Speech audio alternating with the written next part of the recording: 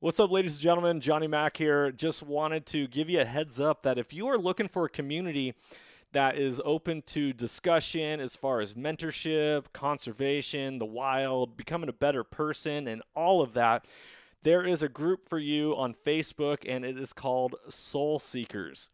Soul Seekers, we are all about making ourselves a better person. We're all about making sure hunting lasts for generations to come and encouraging people to get plugged in. Whether you are someone who has something to give or someone who needs to soak it up like a sponge, this is a community for you, and I strongly encourage you that if you're on Facebook to join Soul Seekers, and if you're not on Facebook, hop on there just for that group. It is only going to be as powerful as we all make it. And so just remember that life happens for you, it doesn't happen to you, and that you can't outgive good. You can't outgive good, people. I want you to understand that, and I want you to believe it, because when we believe that and we lead with courage and we lead with intention, lives are changed, lives are transformed, just like on this podcast, transformation through primal adventure. Be blessed. Enjoy this episode. Talk soon.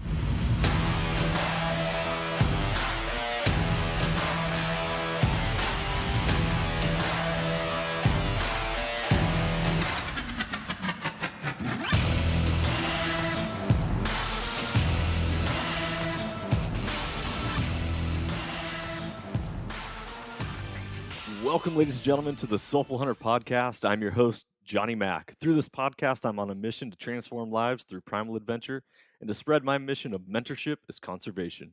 This podcast is powered by Washington Backcountry, a resource for all hunters, both new and old. To find out more about Washington Backcountry, go to wabackcountry.com or search for Washington Backcountry on Instagram, Facebook, Twitter, and YouTube. The Soulful Hunter Podcast is also proudly presented by the Crazy Elk Company.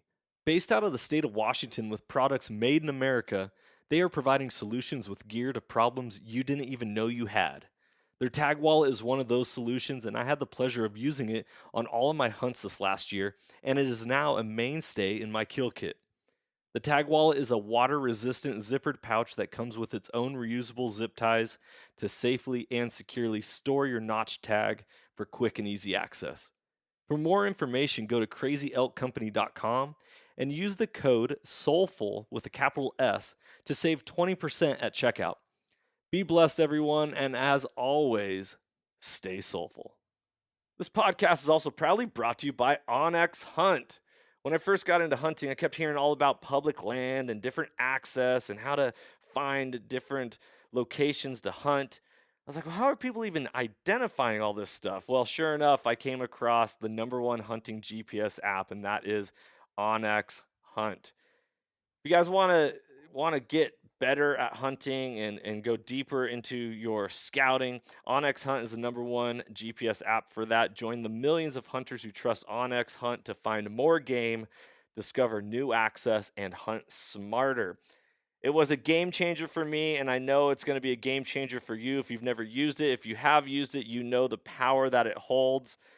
Guys, I really hope you enjoy this episode. If you want to know more about OnX, go to onxmaps.com/hunt and check out their app. Be blessed, freedom on, and stay soulful.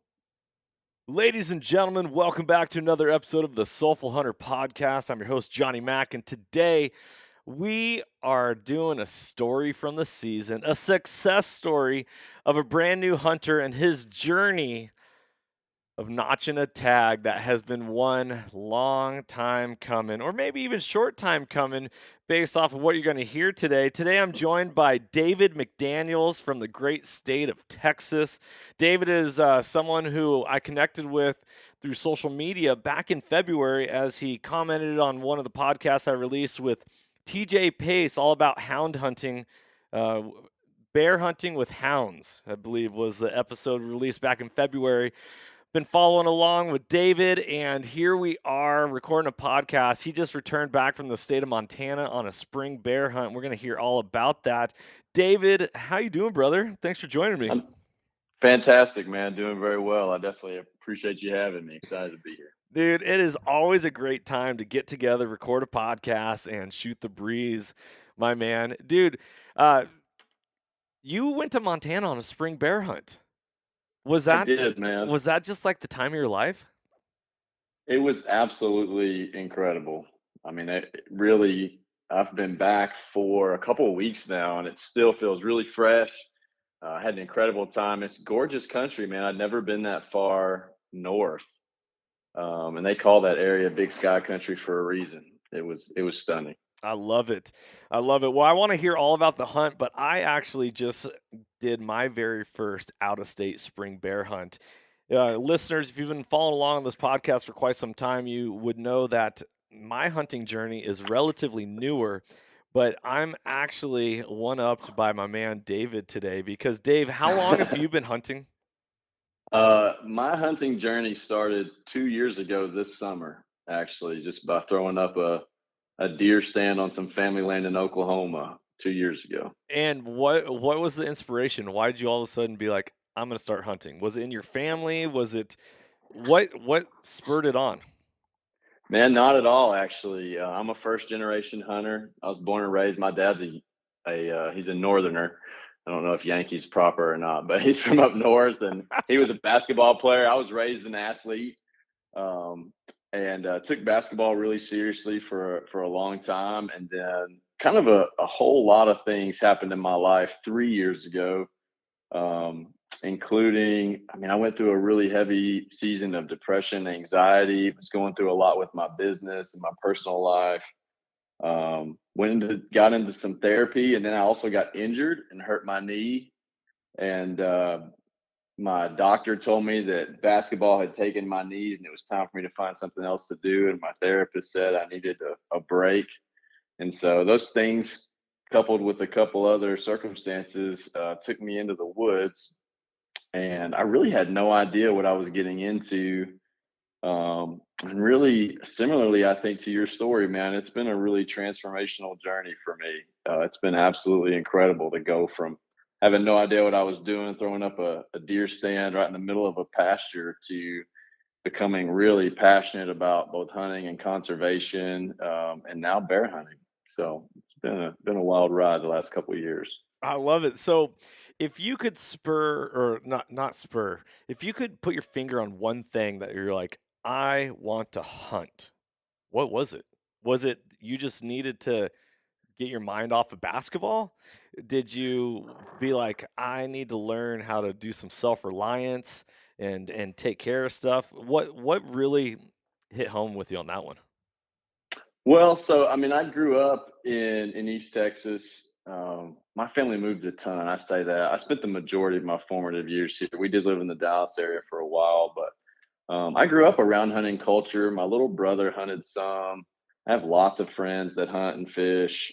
I grew up fishing more than hunting, and it's not like I did none of that kind of stuff as a kid. It just wasn't really a priority, just because I really thought that I was going to be a special basketball player, and so when I got older, it was something I actually started showing some interest in, just because it was something I thought that would be fun to do. Um, I mean, I really don't even know what it was. It really just kind of became something that was available. And I've always enjoyed being outside. As I've become an adult, my wife and I have started taking some vacations, like into the mountains, to do some hiking and being, in the outdoors. And that experience is always very reflective and really special to me.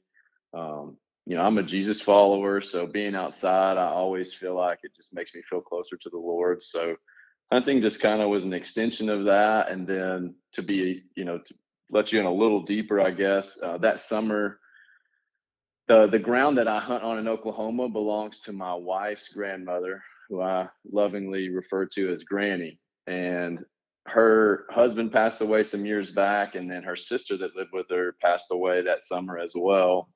And so part of my desire to hunt was both needing something to do, wanting to be outside. It's something I had thought that I would enjoy. I needed a new hobby, and then it also was going to give me the opportunity to kind of be around and be there for Granny as well, since she was starting to live solo. So it kind of was just an extension of a bunch of circumstances that kind of came together all at once.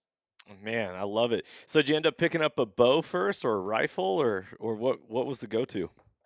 Man, so I had no idea what I was getting into. I mean, and I also didn't know how political and how how many opinions there are in regards to hunting. I was very naive, kind of, in all that. So when I looked at what my hunting opportunity was going to be in Oklahoma, bow hunting was a lot longer season. You know, it's you can bow hunt in Oklahoma from October 1 to January 15th, and the rifle season there is really short.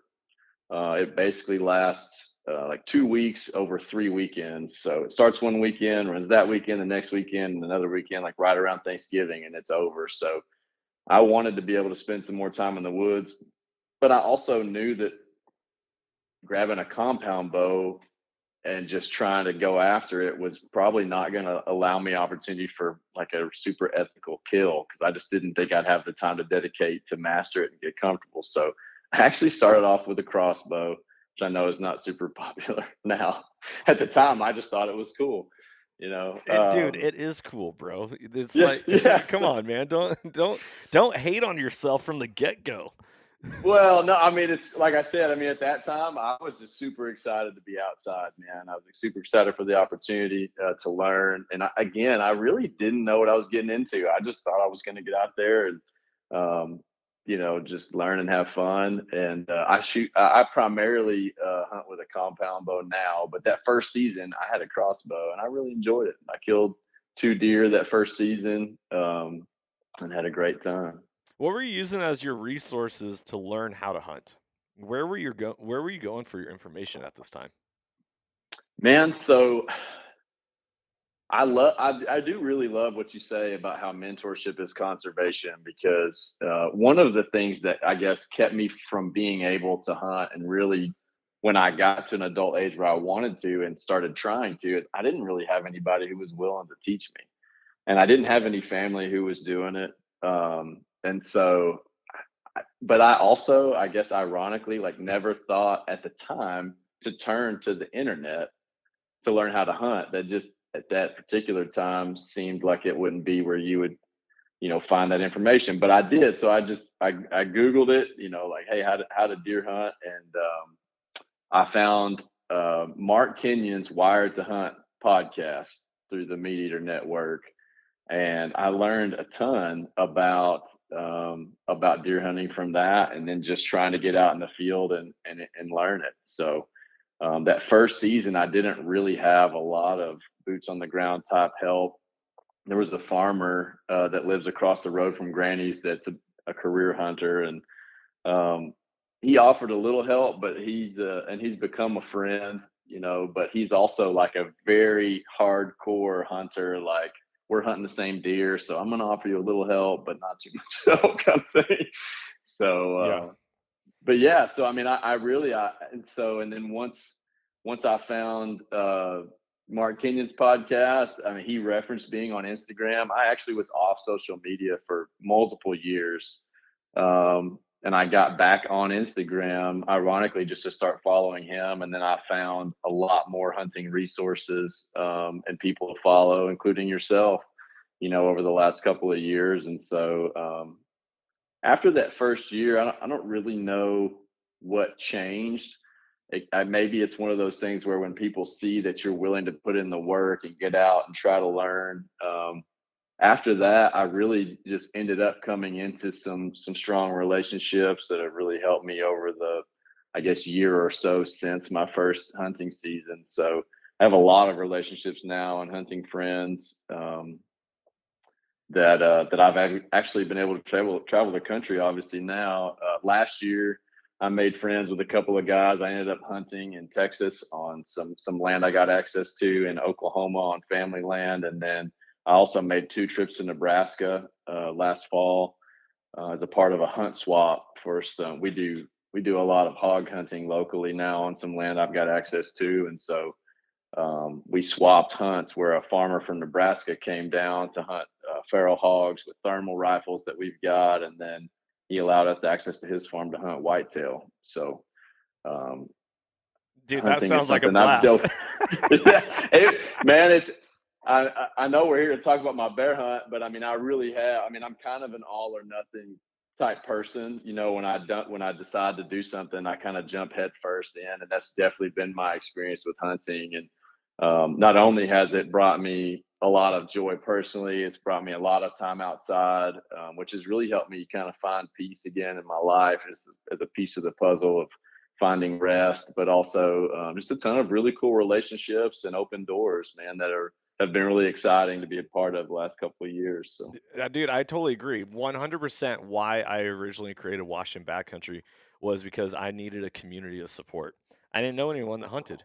Well, at least I didn't know anyone that was like openly willing to support me, like yeah, it's hard. same. And so I took to social media and all of a sudden now it's like here we are, you and I we're going to be hunting this year together. I don't know if you know this or not yet, Right. but No, I David, we're going to be doing some hunt trades just like what you're talking about.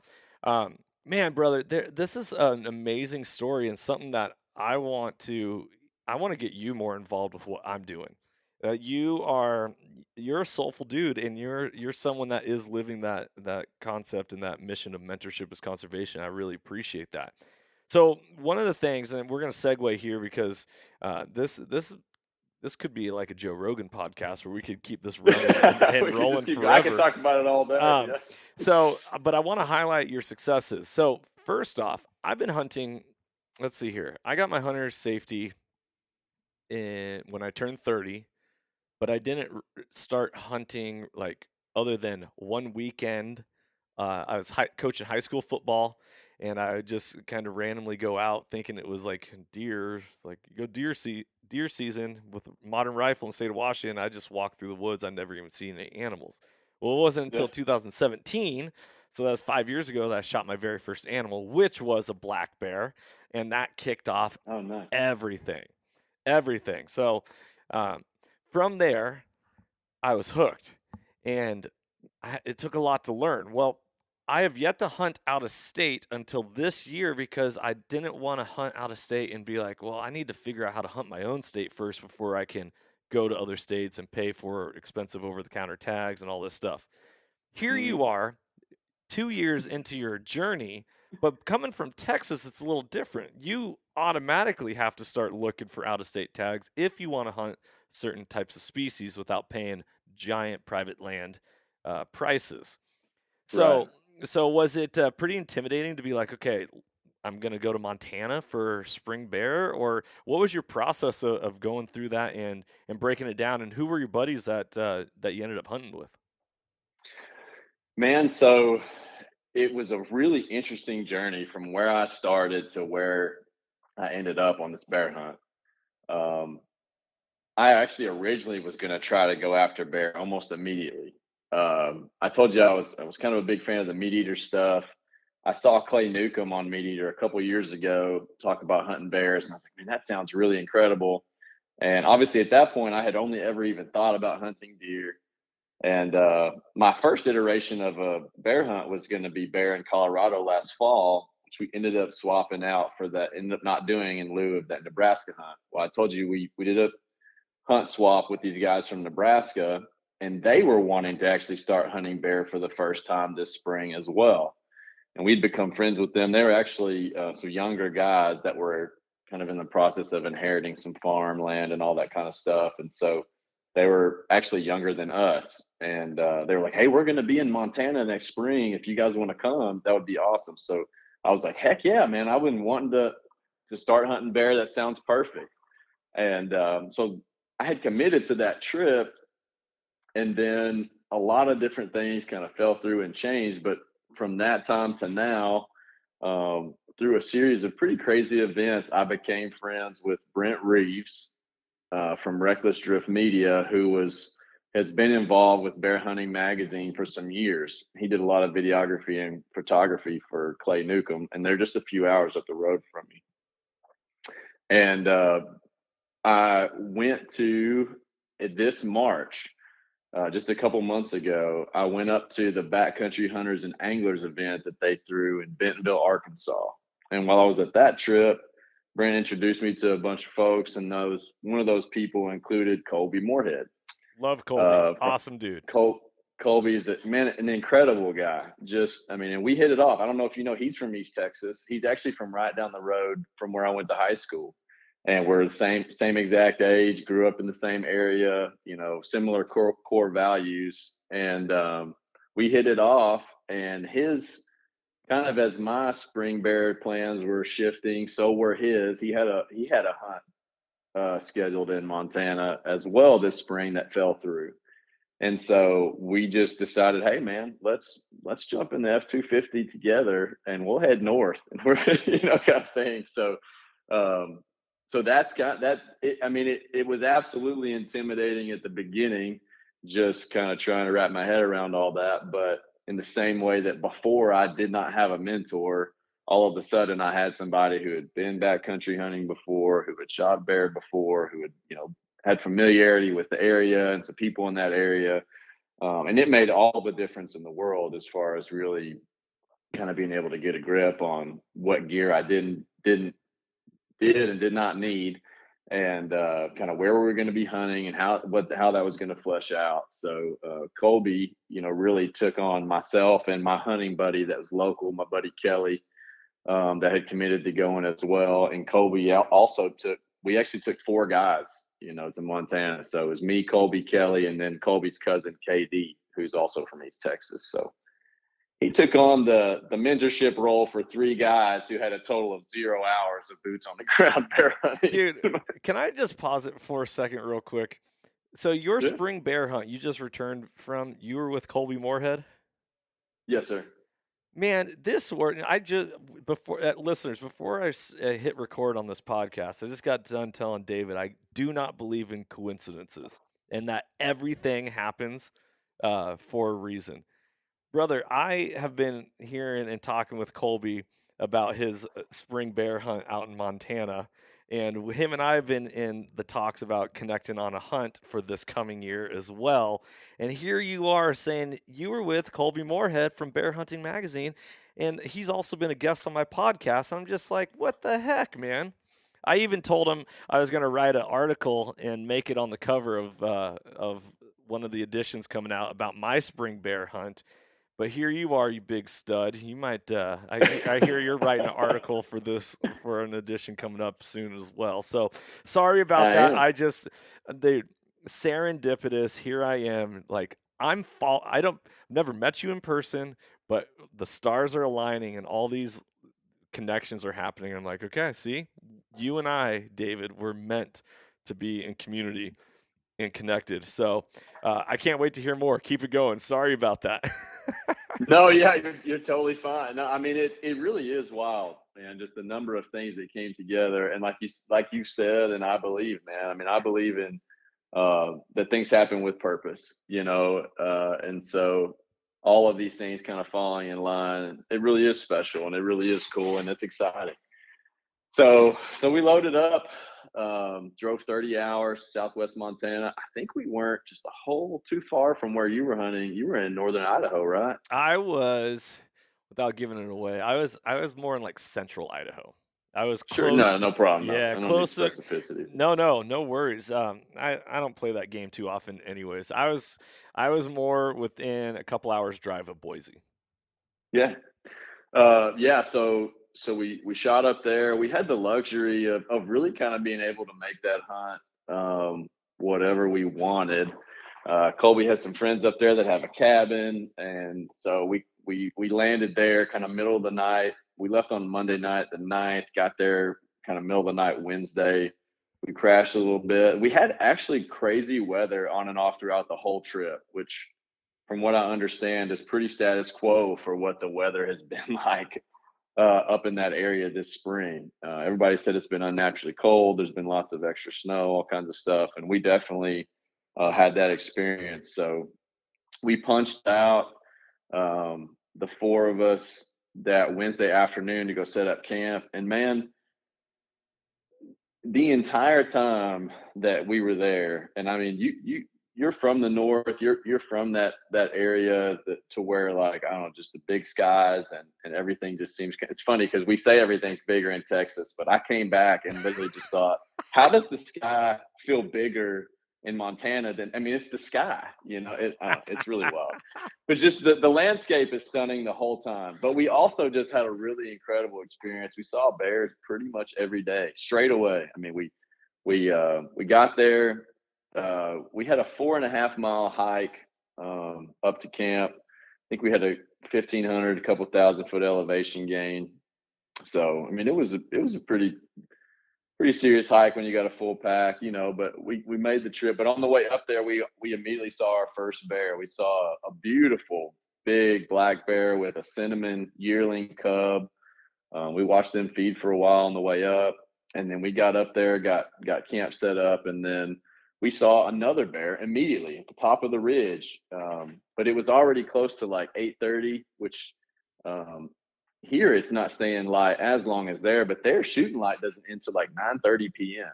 and then the sun's right back up at 5:30. So I actually started to attempt our first stalk on a bear right away, first evening, just right after getting camp set up. Um, we lost that bear over the ridge and in the dark, and then that night it got really cold, and we jumped up the next morning. We had some fog, so we really couldn't do a whole lot, which we had that experience multiple days where the weather was just kind of preventative as far as really allowing us to maximize what we could do. But we ended up that morning around 10:30. The first morning we were on the mountain, looked across the drainage that we were hunting, and I think you referenced it in your podcast that you did for your recap, and it was our experience too. Like everybody tells you, get up there, find a south-facing slope. It's where the green up's going to be. But we saw as many or more bears on north-facing slopes for our trip than we did on the south-facing, which I thought was really interesting. Hmm. And sure enough, across the drainage, it was as the crow flies, that bear was, I think, 1.25 miles or more away. But man, we saw a big, beautiful black bear, and what we now believe is the bear that I actually ended up taking on that trip. He was working right to left on a logging road, and then he kind of we were kicking around because it was early enough to maybe try to put a stalk on him, but it was going to be a really long, really arduous stalk. And one of the things that's different about that kind of country, and it was my first experience on a hunt like that. When you see that stuff on TV or on YouTube, it's really hard to get a grip on like what it would be like to actually put a stalk on an animal that you see that far away, and all of the different dynamics that can change as far as where the animal's going to be, what the terrain's going to be like, how long it's going to take to get over there, et cetera, et cetera. And so it's just a different style of hunt, obviously, even than like hunting out of a saddle for whitetail, et cetera. So we didn't really feel like we were going to have the chance to put a stalk on that bear. We lost him in the timber pretty quick, and then we glassed. I mean, it's a really glass intensive trip. So we spent some time glassing throughout the day. The rest of that day, we only saw that same sow and that cinnamon cub, which I don't know. I mean, I don't know if growing up in those areas, people get used to seeing bears or if it's super common. But for this guy from East Texas, I mean, it was obviously my first time ever seeing a bear in the wild, and it's just a special thing, man. I mean, I I obviously went up there. Go ahead. Sorry. No, I was gonna just support you on that. I 100% agree. I rarely ever see black bears or bears in general until I start bear hunting, and then I'm not saying like I'm phenomenal at that, but all of a sudden when you start to go to a location where you are like, okay, there are bears here, Mhm. you see a ton of them, or at least like I don't want to speak so generally, but when you start to get an idea of how you do it, they start popping up all over the place. I almost feel like it's more common and easier to see bears than it is to see like a nice buck or elk anymore. Um, Plus, they pop out so much easier. Like you're glassing For sure. a hillside looking for something moving that's black rather than something that blends in with the grasses and is sitting in a shadow. I've actually given that a lot of thought because it really does. Even like, in media, like it can really seem like, and I listened to your recap and you said it too. It really can seem kind of easier to get on bears. And I think that the difficulty of the bear hunt is really more the terrain. getting up into where the bears are at, getting to the bear, and then getting the bear out of there versus, other animals. It's just there's just a different challenge to every one of them. With whitetails, you can't just find them, especially if you're hunting with a bow. You got to fool their nose to get within 20, 30, 40 yards, and you got to be able to access in and out. And those bears have good noses, but if you're playing the wind right, finding the bears didn't seem like that was going to be the biggest challenge, I guess, for sure, like you said. Um, so we glassed that Thursday. That was our first full day on the mountain. Saw that sow and that cub, which was really cool, man. We watched them feed for probably, I don't know, over an hour, if not probably more than that, which was really cool. Got back to camp, and then we had our first crazy weather experience. That afternoon, the weather was super nice. It was in the 60s, and then temps shot down to the upper 20s, and we got snow overnight. and then Colby wasn't feeling well. He I don't know if we ever figured out what exactly was going on, but we woke up that Friday morning, and we actually ended up feeling like we needed to. We had bad weather anyway. There's fog everywhere, so we actually shot down the mountain to kind of get Colby some care, just for his body, try to get him back on track. And then we hiked back up Friday night, and right before last light that night, we were glassing from a little glassing knob up the ridge line from where we were camped, and I spotted what I believe firmly was the same bear we had seen the morning before. That big bear that was where he was working right to left still on the logging road, but he was way further to the left, like back in the corner of the drainage.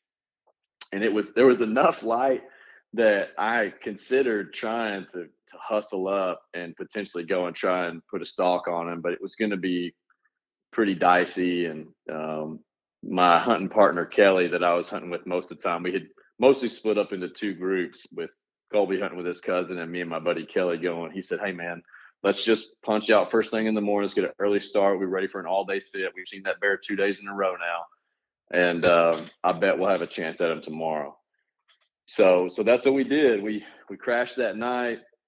We got up super early Saturday, had breakfast, had coffee at camp. We packed our packs full for a full day sit, grabbed our stoves and all that, plenty of food, and we hiked down the ridge line to the area where we were thinking that the bear would be if he had kind of continued down that road. And it was crazy, man. The rest of this story feels like it just happened still. Like I can still see every bit of it. It still my heart could start racing really just thinking about all of it. But we got down we hiked a mile or so into the drainage, kind of in the general area where we thought the bear would be. Me and Kelly, we're really good friends. We enjoy each other's company. I mean, we have a really awesome relationship. So we were just like, "Hey man, let's just make a day. We don't have to split up too far. We can, we really have a good grip on what we're looking for in the area we're looking." So we decided we were going to kind of hang out together and just kind of make it a light day, enjoying our morning. And we got our stove set up, and we were making some extra coffee. And Kelly had asked me for some of the snacks that Colby actually had his wife's prepped, some trail mix that was really good. He's like, "Hey, throw me some of that trail mix." I was like, "Come on, man, we're trying to get on a bear." And I was just messing with it. And so I got that trail mix out, and I kind of just threw it at him flippantly. And when I did, I think it actually kind of went past him a little bit. And I turned my head back to pull up my binoculars and keep glassing. And all of a sudden he just goes, "Bear." And I was like, "What?" And I turned around, and sure enough, it sounded like he was like screaming and whispering at the same time, like in my head. Like it just seemed like the loudest, quietest possible way that it could happen. And sure enough, a few hundred yards up that logging road was that bear still working right to left. And man, like a million things raced through my head. But it was so funny because I've been super excited about this hunt. And so even that morning, Kelly was like, "Hey man, like when we see a bear, just stay calm, like don't get all fired up. We'll keep our bearings, and and we'll get our stuff together." And then we saw that bear, and like my mind was going a million miles an hour, but I started going through my processes of like, "Hey, calm down. We have time. this is a really good situation. And he was like fired, amped up, like, come on, man, we gotta go, gotta go. And I was like, no, man, should I take some video? He's like, no, no, no, let's go. So we left our packs where they were at, grabbed rifles and our just binos, chest harness, rangefinder, just bare essentials. And we started the hike up the logging road to where that bear was. And a lot of factors like started coming into my head that really made the next part of the story kind of wild. Um, I actually have already written one article for Bear Hunting Magazine. I did the Legendary Hounds article on the last edition of the magazine. I interviewed an outfitter that runs bear hounds there in northern Idaho. And part of that story, the guy Leon Brown, we talked, great guy, really had an awesome combo. But part of that story is he lost a dog to a failed frontal shot on a big cat. And like he just reiterated to me like a grandpa would hand down to his son, like, and always remember this. He's like, man, those frontal shots are no joke. And as we were rounding the corner, we were hiking up this ridge. I started thinking, man, this bear's going to be walking right at me. What am I going to do if all I have is a frontal shot? I also had just listened to a couple of podcasts on shot placement on a bear and listened to multiple people kind of reiterate, middle of the middle, forward just a little. You really want to make sure you get that good shot. Clay Newcomb had just released a video on YouTube where Giannis put a bad shot on a bear. And so, not that I was trying to focus on negative stuff, but I was really at that point just trying to hone in on what kind of shot I was going to take and what I wanted that to look like.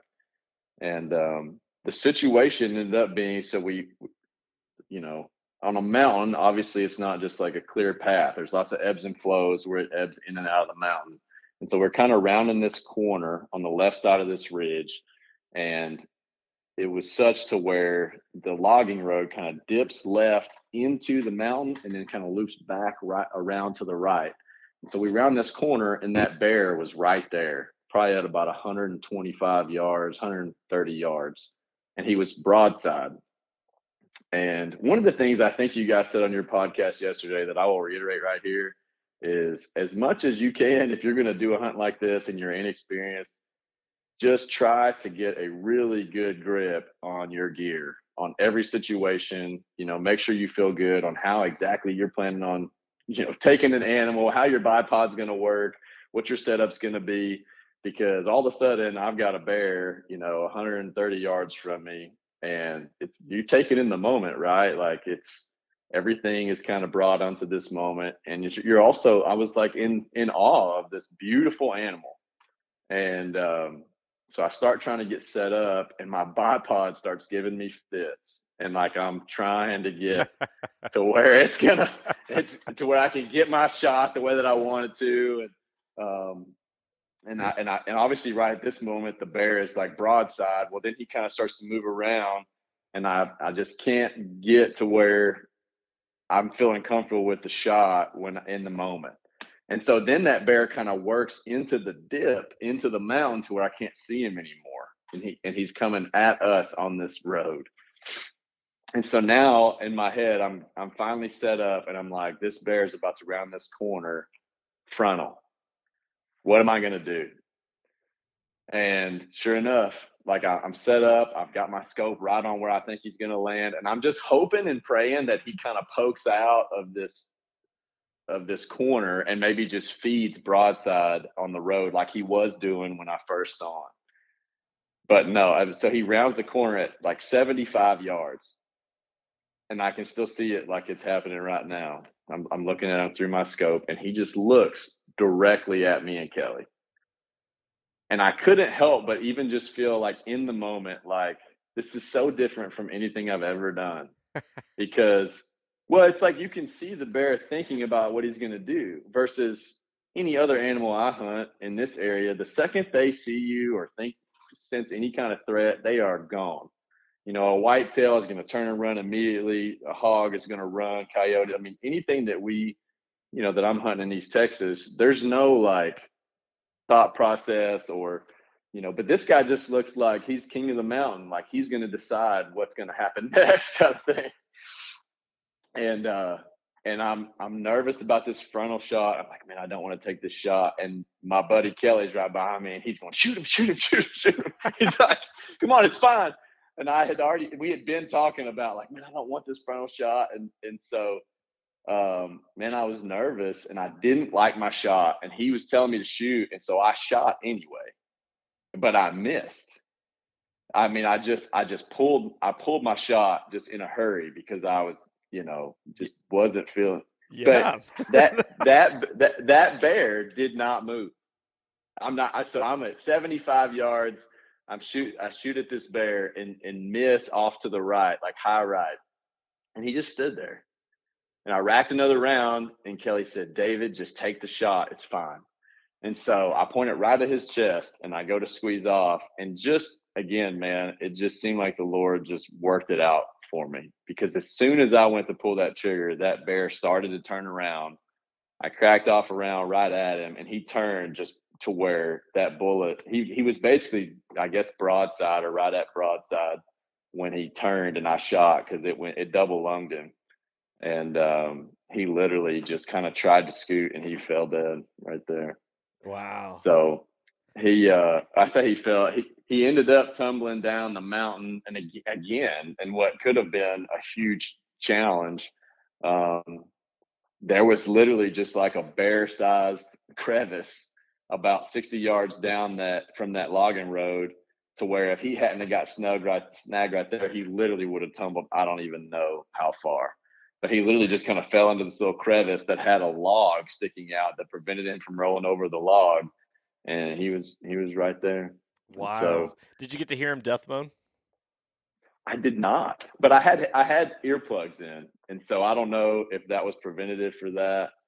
Um, but I was concerned because I knew that he had kind of started to move about the shot. But after we reviewed the film and all that, he just, like I said, he ended up being it hit him right behind the shoulder, right, went through both of his lungs, and it was pretty crazy. Awesome. So have you eaten any of the meat yet?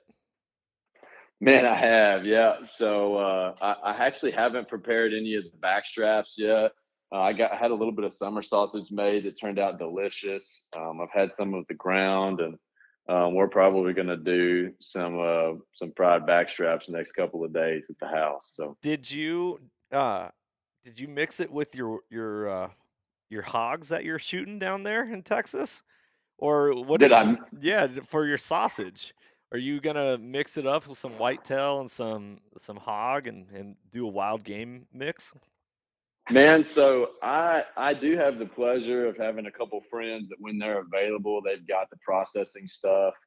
I ended up having to take him to a processor just for the sake of time and Yep. being able to get that facilitated. So I'm a father of two and a business owner, and I was gone for 9 days out of town. There's And a lot of stuff so going on. Did you guys drive up there or did you fly up there? we did drive, yeah. So, which for me, I lived the furthest south, so I had the furthest drive. So I ended up picking up Kelly and then going and picking up Colby and KD, and so it was about 30 hours for me of driving as far as Wow. in the truck. Wow. I'm going to Yeah. Utah this year for archery elk, and I'm trying to figure out how I'm going to get my elk meat back because I'm thinking about flying in. I'm like, I wonder how much it costs to ship meat and to make sure it's still good, especially that much. Um, dude, did the bear have any fat on it? Was there any Man, fat on the so on the bear in the springtime?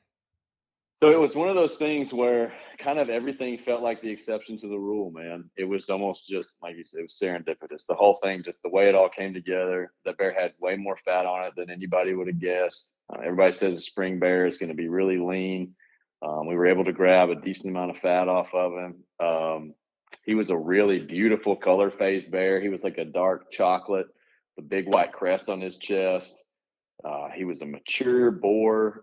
We hit in Montana. You have to take your bear to a check station with Game and Fish.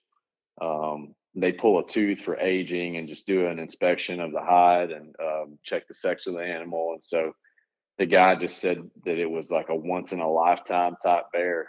He squared 6'1.5 inches, which apparently is a really That's a good very sized that's a bear. that's a big black bear. Yeah. Yeah, I mean, I don't feel guilty, but like there was at least a measure of just like, man, like somebody who's been doing this their whole life would probably at least in the moment have been able to really more fully appreciate all that that animal was, and um, it was obviously incredibly special to me. I mean, he's just beautiful. That's He awesome. was really cool, scarred up. He had some kind of scar on his hide where it looked like he'd been in a fight with a bear, a mountain lion, and his teeth were pretty wore out. I mean, he was just an old warrior of an animal, so it was really Awesome. cool. Awesome. Did you get a chance to render down any fat and cook some tenderloins in the bear fat on the hunt? That is my ultimate goal of every bear hunt is get some fat, render it in the jet boil, cook those tenderloins, little nuggets, and a little salt and pepper, and you're golden. So that was fully an intended part of the plan, but we ended up having a really long day quartering up and hiking down that bear, and we had to do a bunch of it was really wild. It was a pretty involved process. We had a 4.5 mile hike back to the truck with full packs. We already had full packs, like because we were going in for an all day sit, and then we added bear meat and the hide, and we had to do some side hilling to make it not like a 6 or 7 mile hike from where we were at. And everybody was pretty wore out, and so instead of we hiked the bear. We were really blessed, man. So the people that we had access to their cabin there, they had a walk-in cooler, and so we felt like the best course of action was just going to kind of get everything back to the truck, and then get the bear and the meat and all that squared away. And so we actually did make a little pouch of fat and some backstrap or tenderloin to take back up to camp with us. When we went back up the next day, and then we ended up forgetting it. So Oh, that's all um, right. I was man. I mean, I that really was like something that I wanted to do. It was something I had in mind as just a way to really just solidify the experience. But I guess I'll have to maybe next time I go with you, we'll have to make that a thing. That's what I'm talking about. There we go. There we go. Um, one, if I could offer my favorite wild game meal is teriyaki. Teriyaki. Okay. You take your favorite teriyaki sauce and you marinate some backstrap in. I marinate it for like a week, but you at least 24 hours, whatever. And then I'm sure Hmm. you, being a Texas boy, you got yourself some sort of Traeger or Green Mountain or something like that to cook on. I'd Yes, sir. imagine. I'm assuming. I'm making an assumption right there. Which is Um, good. but you take that backstrap and you cut it up in little thin, teriyaki strips, and you smoke it or you cook it, and oh my gosh, you make some white rice, make some greens, all that, and you're gonna have yourself the best meal you'll ever have. And That sounds fantastic. My sounds like something my wife would really enjoy as well. So oh, so that's always good. a win. I love it. Well, what are you gonna do with the rug? You gonna actually rug it out? You gonna just do a wall hanger? You gonna do a full body mount? What do you got planned? Man, so I kicked around. I mean, I originally had my intentions on getting a rug, and then after taking that bear, I mean, basically everybody that I talked to on Instagram, I think you're friends with Douglas Bose. He actually was really helpful too as I was prepping for my trip. He answered a bunch of questions for me. He reached out and was like, "Man, that's a once in a lifetime bear." Multiple people who are way more experienced than me said, "Man, whatever you do, just make sure you're going to feel great about it because you might never kill a bear that big again." So instead of doing a rug, he had that beautiful white crest on his chest. I decided to do a half mount. I actually was going to do a full mount. I just really don't have anywhere to put it at this exact juncture in life. And so I felt like something I could hang on the wall that would still display that crest on his chest would be really cool. And I could put that here in my office. Um, and then we're gonna do just like a throw fur with the back half, and I think the rear claws I'm gonna take and have some little jewelry made for my kids, and maybe some of their friends or something. So Love it. Love it. David, this has been such a wonderful podcast, brother. I really appreciate it. I can't wait till I get to shake your hand and give you a hug and welcome you to the family. And I'm excited about that too. brother, we got some adventures that Just wait till we're gonna have to stop recording and we're gonna talk off air for a little bit, guys. Everyone, if you have not gotten a chance to see David's bear, go to social media. David, what's your Instagram account where people can see a lot of the pictures from your hunt? East Texas Camo. That's East spelled out and then just TX and CAMO. So, Awesome. And then you said it was filmed, so you plan on putting this on YouTube, or what's this going to be a part of? man, so I'm not fully in the loop on that as of yet. We did take a decent amount of photos and videos, and Colby is actually in charge of how that ends up fleshing out. So Awesome. um, we'll have to look for that at a future date. I love it. I love it. Well, how can people connect with you? Is it Instagram the best way? Instagram, I'm on Facebook, just David McDaniels. Either one of those is totally great, and I'm definitely more than willing to, if anybody has any questions, who's wanting to try backcountry hunting or anything like that. I mean, I went through a ton of research on gear, and obviously we had a really solid trial run while we were up there with all the different weather variations. And we had a storm blow in one night too with 40-mile-an-hour winds, and my tent held up well. So anything I can do to be helpful, just like you, Johnny. I mean, I'm here for it. The hunting community is already, I feel like, given me so much, and my heart is definitely to sow that forward. So Beautiful. Well, you can't outgive good. You can never right. outgive good. And I think you and I both had articles in the last edition of Bear Hunting Magazine. I never got a copy of it, but if you got an extra, I might have to come snag that from you when I come visit you in Texas. I can make that real. I love it. I love it. All right, guys. Well, thank you so much for tuning in to today's episode. David, you are a boss. Thank you. God bless you. Good luck. What plans do you have coming up this fall? Anything out of state, like big epic adventure, or are you going up to Grammy's place? Man, I'm kicking around doing a fall bear hunt in Colorado currently. I'm really bear is something that, for whatever reason, just really gets my blood flowing. It's a lot of fun. I really enjoy the backcountry stuff. Whitetail will always be, a part of what I'm doing. I've got access to some local farms here in Texas to hunt, and then obviously we've got that family land in Oklahoma, and it's what I cut my teeth on in hunting, and it'll always be something I enjoy. So that's always part of the equation. Absolutely. I love it. All right, guys. Thanks for tuning in to today's episode. This podcast is powered by Crazy Elk Company and Onyx Hunt. Go get yourself an Onyx subscription and a tag wallet. Add it to your collection. I'm Johnny Mack. Thank you so much for tuning in to today's episode. Be blessed, freedom on, and as always, stay soulful. If you enjoyed today's podcast, I'd love it if you could go ahead and give this a rating as well as subscribe. Also, you can check us out on Instagram under the Soulful Hunter Podcast. Make sure to tag us in pictures and posts and use the hashtag Soulful Hunter. To find out more about the Soulful Hunter Podcast, go to soulfulhunter.com and be sure to follow the podcast, as we are going to be bringing you a lot of great information, insight, and changing lives through primal adventure. I look forward to connecting with you on the next episode. Stay tuned and stay soulful.